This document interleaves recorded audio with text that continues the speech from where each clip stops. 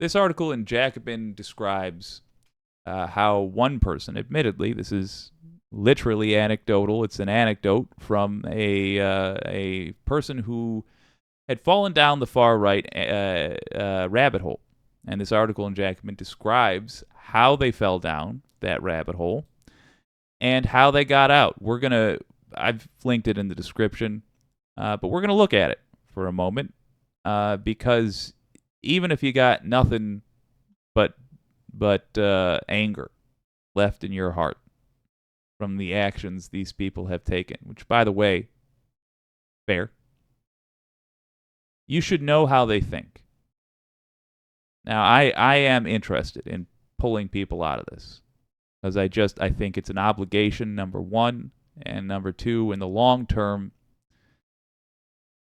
I see value in people joining our side and providing us with insight and credibility as a political movement. I think of it just as decency as a political movement. I see value in bringing people over to this side and swaying.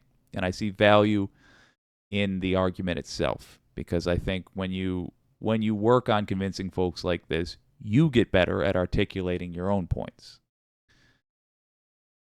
But understanding how this works is also important simply because you then know how people who are going to be voting against your and their own interests are thinking. So let's get to it. This is by Justin Brown Ramsey. I can vividly remember my first public confrontation after having fallen into the alt-right pipeline. A transgender classmate at Augusta University spoke up during a class discussion, and I saw an opportunity. By this point in my life, watching untold hours of videos with titles like Woke Feminist, owned by Stoic Libertarian, had trained me to pounce. Okay, right there it was eye-opening to me. I always wondered, why do they feel the urge to pop in? Well, apparently these videos convince them to do that. Once called on, I launched into a tirade, repeatedly denouncing wokeness and attacks on Western civilization. What's hardest for me to recall now, though, is the cruelty I gleefully expressed towards my classmate. Funny use of the word gleefully. I have used that word myself. It is the impression that I get when I see these people doing this stuff. They feel glee at the hurt they are causing. Here it is, in somebody's own words, discussing that very issue. More than once, I made a point to purposely refer to this peer as a woman, despite the fact that he had clearly stated his identity as a man, and had surely suffered immensely along his life path toward that decision. Despite what she says, she's not a man, I told the class. When I finished, my classmate responded succinctly, "It's he, and you're an asshole." But in my mind, I'd done it. I had mounted a simultaneous attack on political correctness and defense of Western values. I had waded into the marketplace of ideas, done battle against progressivism, and that was all that mattered. More than anything, I was trying to emulate the man I'd grown to idolize, Dr. Jordan Peterson, of course. Okay. So this person goes on to describe how they fell down there. I'll sum it up for you. Their parents got divorced. They were from a deeply Christian and military background, and Jordan Peterson was a father figure. But more importantly, there was kindness and understanding and acceptance from Jordan Peterson. Let's see.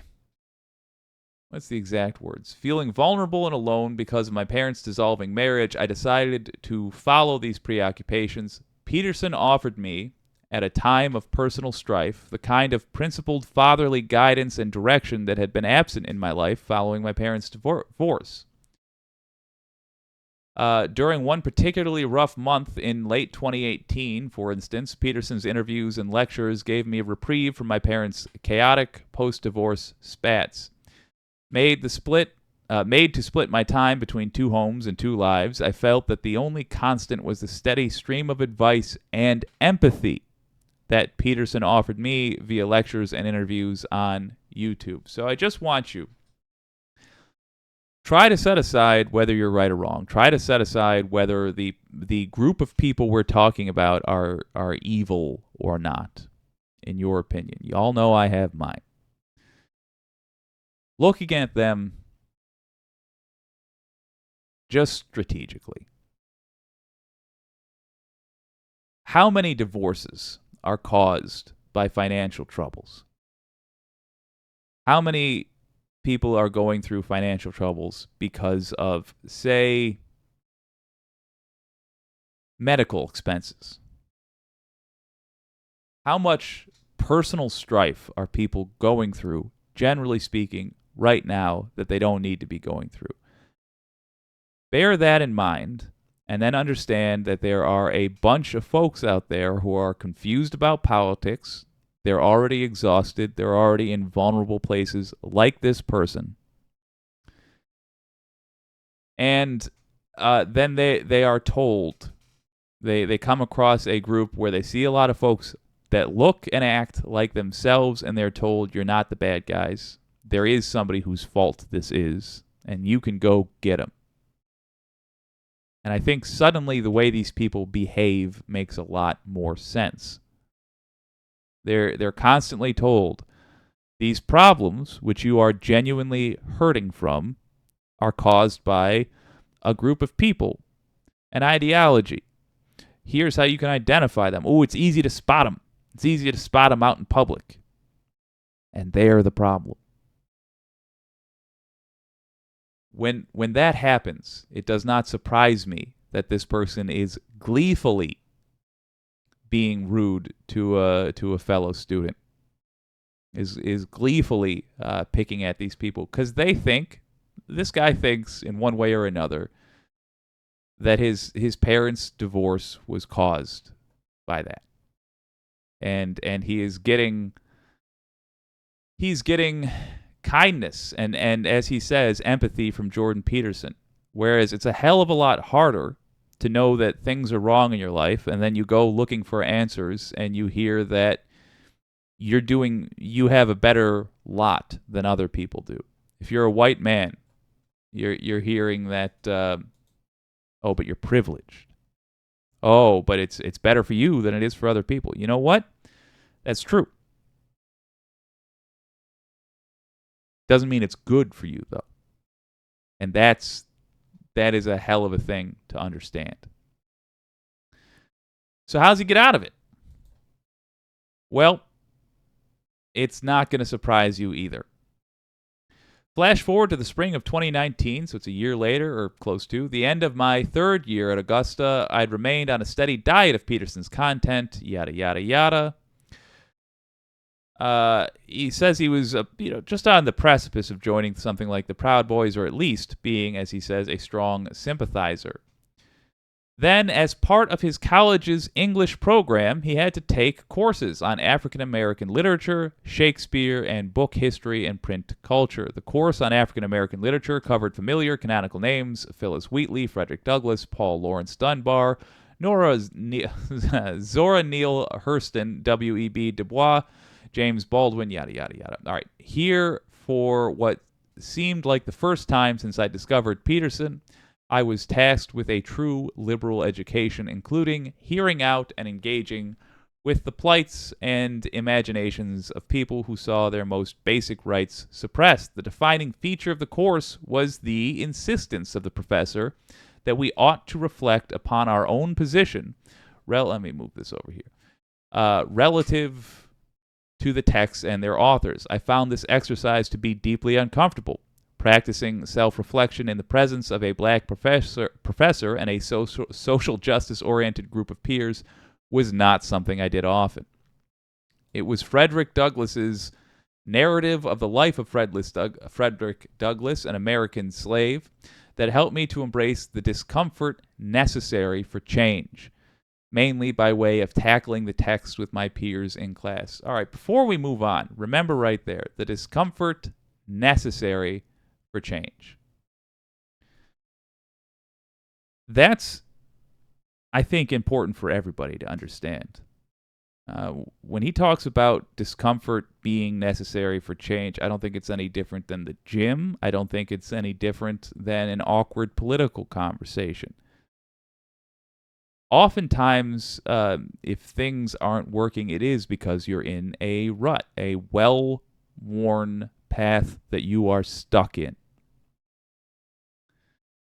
Changing it is going to mean getting over that bump on the sides.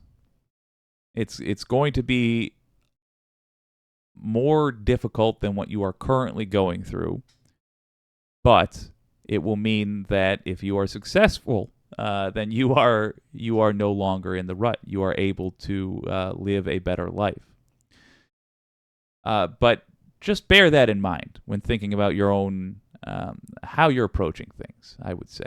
Douglas was a figure whose name I had heard often, but whose story I hadn't read in full by that point, which in retrospect seems like part of the problem behind the ease with which I fell down the alt-right rabbit hole. The narrative turned a mirror onto me and, in upsetting detail, showed me what my inclinations toward antagonizing those who looked, acted, or believed differently than myself was the self-same attitude, albeit less severe, and a century later, that led to Douglas's dehumanization.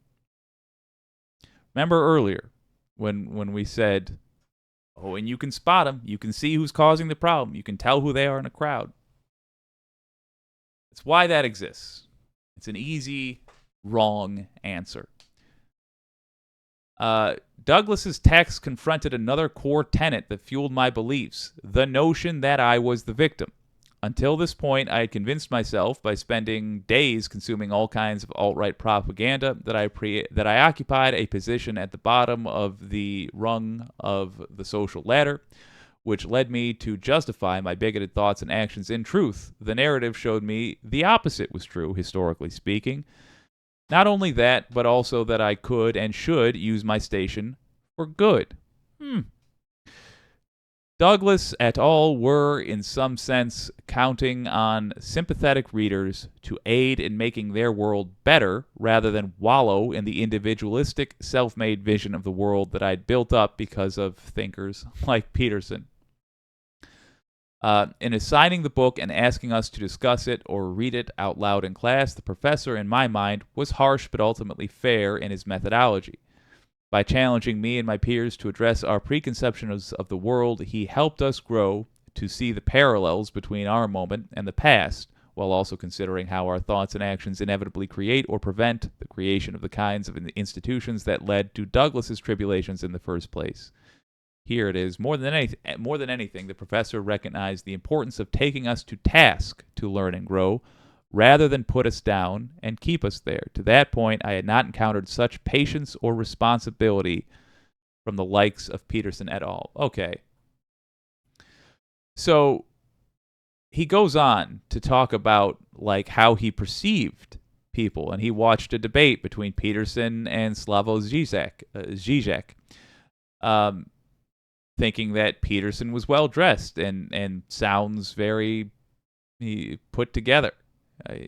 More consistent in his cadence. But once the debate began, my impression of the two men flipped. I saw the artifice of my stand-in father crumble before the arguably simple procession of facts and sporadic rhetoric that characterized the goofy leftist arguments. That Peterson hadn't even bothered to read Marx's Communist Manifesto before the debate, despite carrying himself as well-read and always informed, was a revealing admission. I remember thinking. This video was one of many that would come to demolish my perception of Peterson as a figure worth emulating. Now here's an important thing. The recommended tab, and by extension the algorithm as a whole, apparently influenced by my rare jaunt into something other than an antisocial and academized version of racism, transphobia, or elitism, slowly introduced me to Cornel West. Like Zizek, West presents himself as opposite to Peterson. Though both figures are engaging orators, West's articulating of history, theory, and politics was incredibly compelling to me. All right. It goes on and on and on and on. It's a good article. I recommend you have a look if you're curious to understand the psychology. But here are the basic points that I see from it. Number one, this guy was in an emotionally vulnerable place, created arguably by the very things he was arguing for. Essentially, living in a harsh America, he was in an emotionally vulnerable place, wherein he met somebody. He didn't meet somebody. He was introduced to a content creator that was kind and welcoming and yada yada yada, and told him the things that you might want to hear if you were looking for an easy answer where you're not the bad guy. Or rather, where there are bad guys, but you're not one of them. How did he get out of it? To me, that's the most important thing. In terms of nuts and bolts, got an education. That was huge. That allowed him to have the tools necessary for understanding arguments and the historical context of these things. And then, perhaps equally as importantly, he watched a debate between Peterson and a leftist. And what did that do? It opened up his algorithm.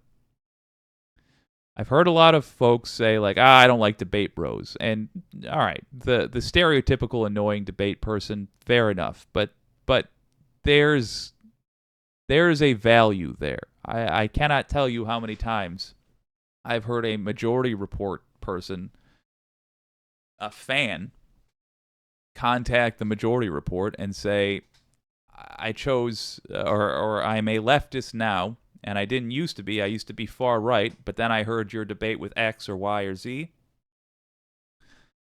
and it started me watching clips, and now here I am. It's an opportunity to do exactly what it's supposed to do. You debate, you hold your ideas against each other, and the winner is the person who picks up more viewers than the loser. The winner is the person that sways more people. That's a good thing.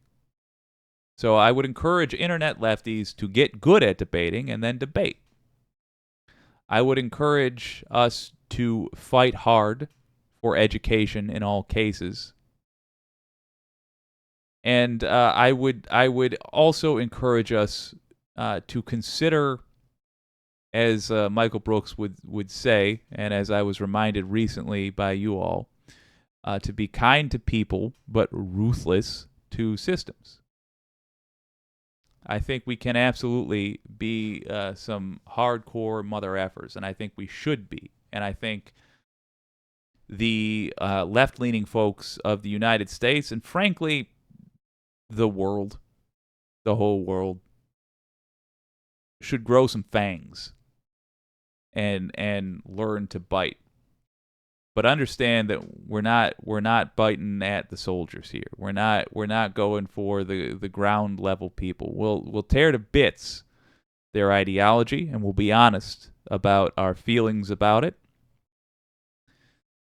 But take the opportunity whenever you can to remind people that the thing we are angry at, largely, are the politicians who are knowingly lying, and the con artists online who are knowingly lying,